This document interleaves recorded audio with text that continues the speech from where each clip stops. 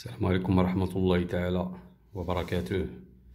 تلاميذي الأعزاء, dans cette séance, je vais vous présenter le cours de substances naturelles et substances synthétiques.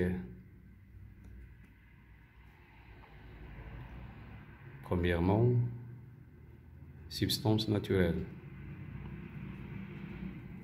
Les substances naturelles sont des substances qui existent dans la nature.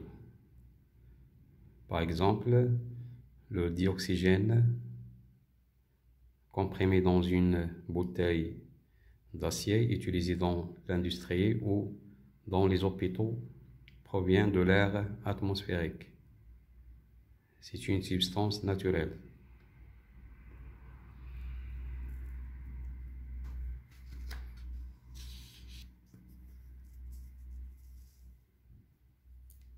Deuxièmement, substances de synthèse.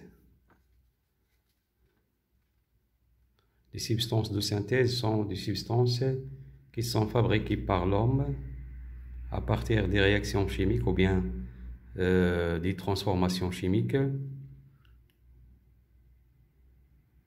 Elles sont des produits de réactions chimiques. Donc, l'obtention d'oxygène au laboratoire.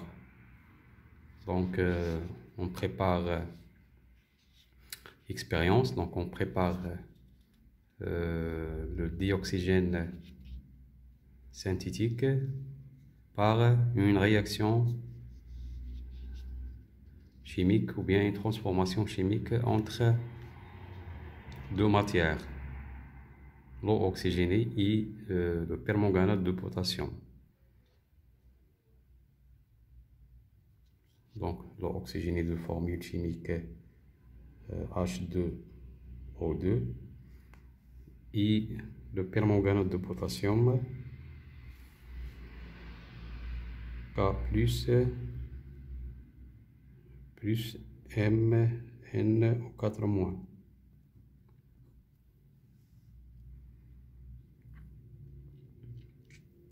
Donc ça c'est un liquide ou bien une solution. Donc voilà, donc si on mélange l'eau oxygénée avec le permanganate de potassium,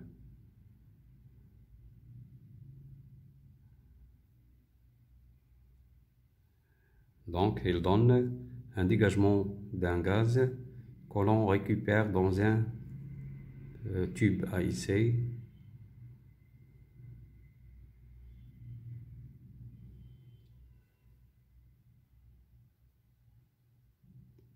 Donc,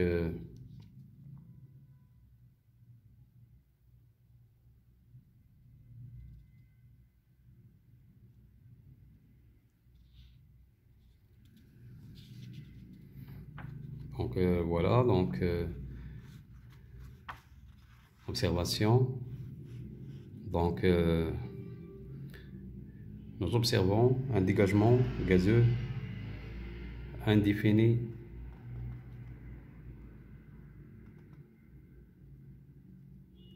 donc c'est-à-dire on ne connaît pas la nature de ce gaz, hein? Donc identifiant les gaz ou bien le gaz produit par cette réaction chimique.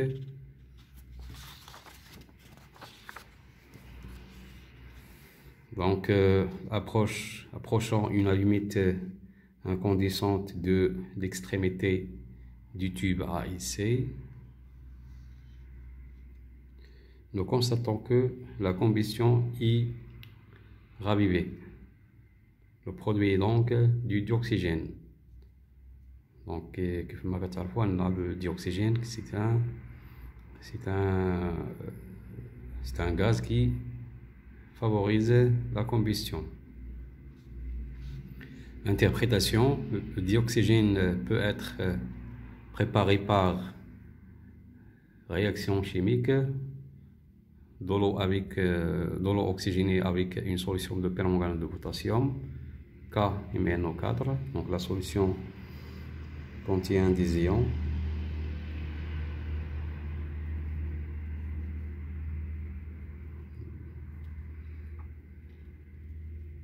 ici plus. KMnO4, ça c'est un solide, KMnO4. Il a une série, donc c'est un solide. Il a la formule qui contient des ions, c'est une solution. Donc O2 possède les mêmes propriétés chimiques que son homologue naturel, dioxygène naturel. يعني في هذه الحالة هذه le dioxygène naturel il est identique à le dioxygène synthétisé. Conclusion, le dioxygène obtenu est constitué de molécules identiques et a les mêmes propriétés que le dioxygène contenu dans l'air. Par synthèse, on peut reproduire des molécules d'une substance naturelle.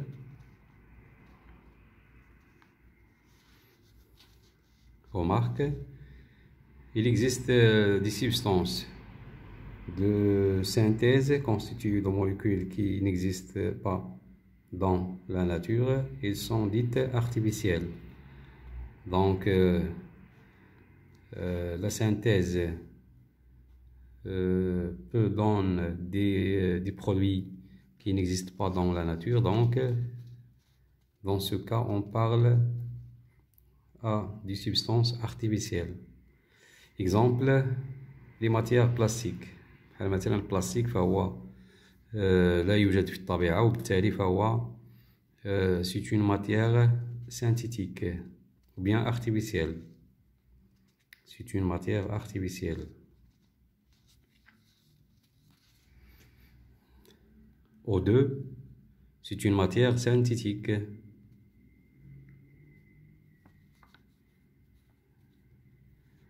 Troisièmement, le pétrole. Définition, le pétrole est un liquide d'origine naturelle.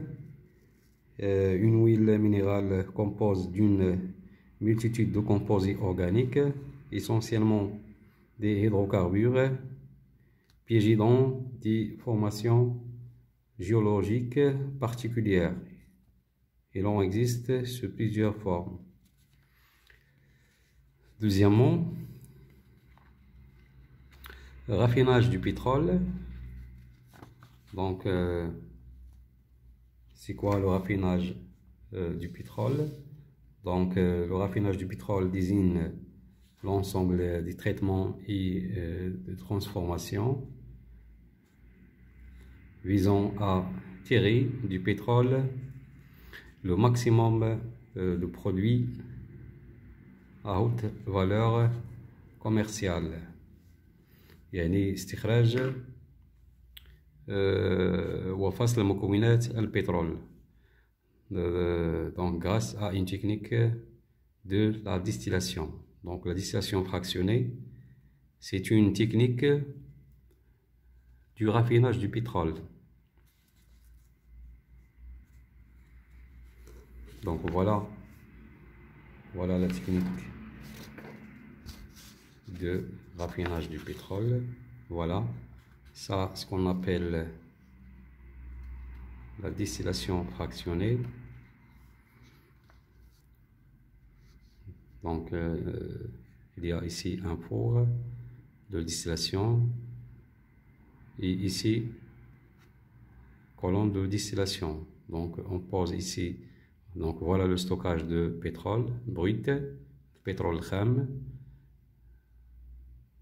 Donc il coule vers le four de température égale 370 degrés Celsius.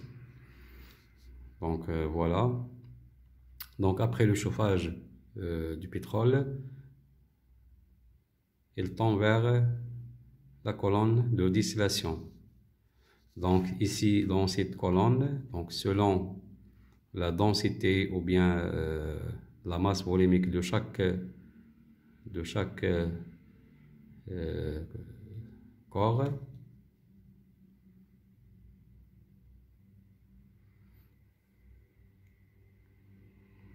donc ici il y a plusieurs sorties de chaque de chaque substance ou bien de chaque corps.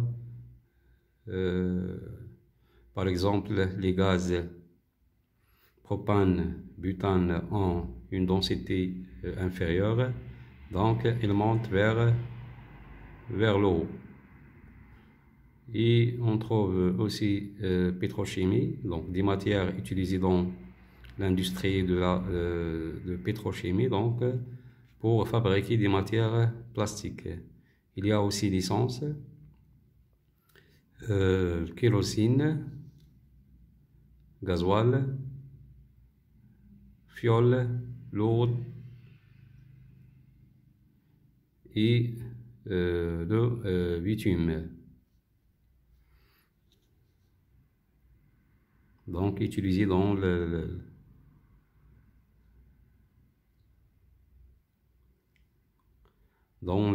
gasoil des bateaux. On passe troisièmement l'industrie et utilisation du pétrole. Donc l'utilisation, on utilise le pétrole dans plusieurs domaines. Donc par exemple le chauffage, cuisine, climatisation. Donc la combustion du butane. Il y a aussi l'électricité, donc pour produire l'électricité. Il y a aussi le transport. Il y a aussi les processus industriels dans l'industrie. Il y a aussi en agriculture, l'asmida الفلاحية, phytosanitaire, pétrochimie, raffinerie, chimie plastique, pharmaceutique, médicaments, produits. Donc le pétrole c'est une matière nécessaire de plusieurs domaines. دونك نتمنى انكم استفدتوا من هذا الدرس هذا، وشكرا على انتباهكم، والى اللقاء في فرصة قادمة بحول الله.